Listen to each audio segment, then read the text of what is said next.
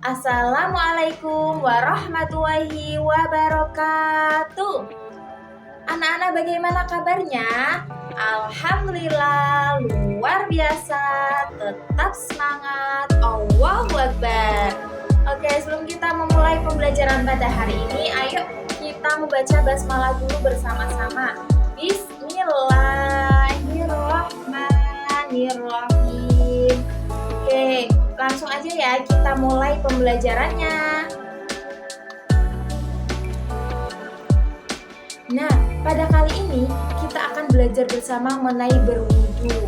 Kira-kira anak-anak sudah tahu belum? Sebenarnya wudu itu apa sih? Kemudian kapan kita harus melaksanakan wudu? Dan bagaimana tata caranya? Biar anak-anak semakin tahu, ayo simak videonya.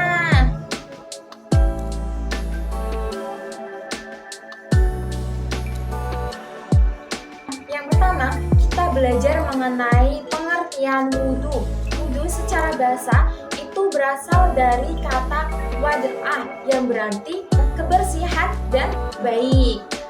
Kemudian sederhananya, wudu itu bisa kita artikan sebagai mensucikan diri ataupun menyucikan anggota tubuh kita dari hadas kecil menggunakan air seperti itu.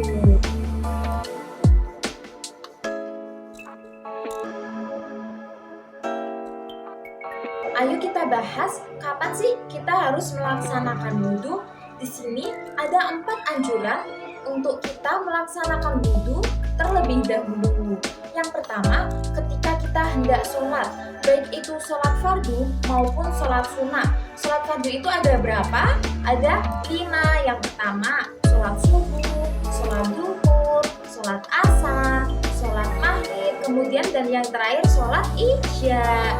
Kemudian kalau sholat sunnah contohnya apa? Coba ada yang tahu nggak? Sholat sunnah itu contohnya ketika kita mau sholat duha, kemudian sholat tahajud, sholat hajat, sholat taubat, dan masih banyak lagi sholat sunnah yang lain. Intinya sebelum kita melaksanakan sholat itu kita harus berwudu terlebih dahulu. Ayo, siapa di sini yang sering tidak berwudu tapi langsung sholat? Gak boleh ya. Nanti setelah kita nonton video ini kita jadi tahu. Jadi kita harus wudu terlebih dahulu sebelum sholat. Kemudian yang kedua, ketika kita berhadas. Maksudnya bagaimana? Ketika anak-anak terkena hadas, baik itu hadas kecil, itu bisa kita sucikan tubuh kita dengan cara berwudu. Dan yang ketiga, ketika kita hendak tidur. Nah, siapa di sini yang ketika mau tidur langsung tidur, nggak baca berdoa dan nggak berwudu? Dalam Islam, kita dianjurkan untuk berdoa dan juga wudu terlebih dahulu sebelum kita tidur, agar tidur kita itu selalu dalam lindungan Allah Subhanahu wa Ta'ala. Dan yang terakhir, ketika kita marah, pastinya anak-anak di sini kan pernah merasakan marah ataupun jengkel. Nah, kita bisa menenangkan hati dengan cara berwudu untuk mengingat adanya Allah Subhanahu wa Ta'ala dan hati terasa lebih sejuk seperti itu.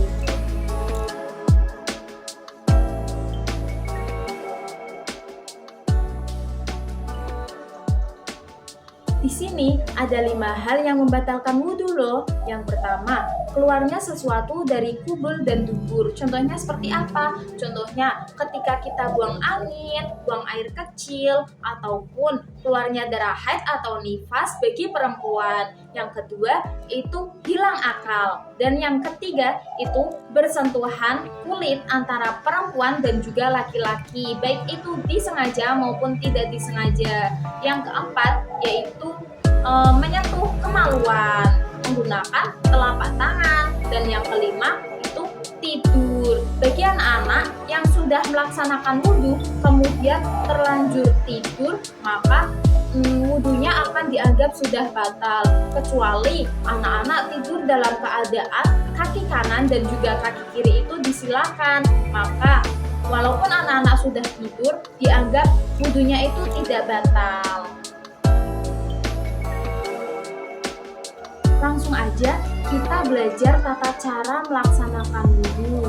Yang pertama itu anak-anak harus mengucapkan niat baik di dalam hati ataupun secara lisan. Yuk coba kita baca niatnya bersama-sama. Bismillahirrahmanirrahim. Nawaitul wudu'a li rafa'il hadasil asghari fardhan lillahi ta'ala. Artinya, saya niat melaksanakan wudhu untuk menghilangkan hadas kecil fardu karena Allah Ta'ala.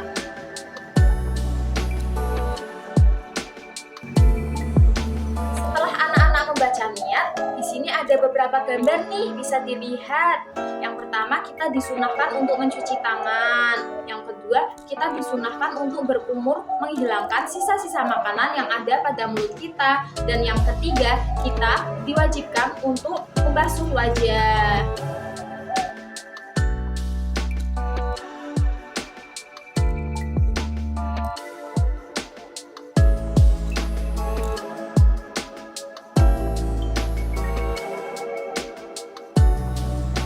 Setelah membasuh wajah, kita diwajibkan untuk mengusap sebagian kepala. Kemudian dilanjutkan mengusap kedua daun telinga, baik telinga kanan maupun telinga kiri. Tetapi hukumnya sunnah. Dan kemudian kita diwajibkan untuk membasuh kedua kaki sampai mata kaki.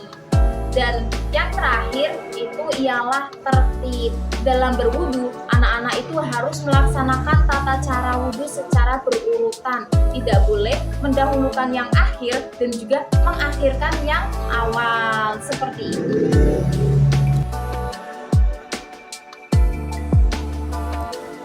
Yang terakhir yaitu membaca doa setelah berwudu. Coba yuk doanya kita baca bersama-sama.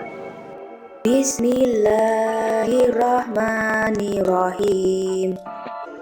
Asyhadu alla ilaha illallah wahdahu la syarika lahu wa asyhadu anna Muhammadan abduhu wa rasuluh. Allahumma ij'alni minat tawwabina waj'alni minal mutatahhirin waj'alni min ibadika sholihin. Artinya, aku bersaksi tidak ada Tuhan selain Allah yang Maha Esa. Alni min ibadika sholihin. Sebelum kita mengakhiri video pembelajarannya, yuk kita simpulkan. Jadi, kesimpulannya ialah wudu merupakan cara mensucikan anggota tubuh kita dari hadas kecil menggunakan air. Sekian yang dapat Ibu sampaikan. Mohon maaf apabila ada tutur yang kurang teratur dan juga kata yang kurang tertata. Semoga yang Ibu sampaikan dapat bermanfaat bagi kita semua. Oh iya, anak-anak harus tetap semangat ya untuk belajar hal-hal yang lain. Oke? Wassalamualaikum warahmatullahi wabarakatuh.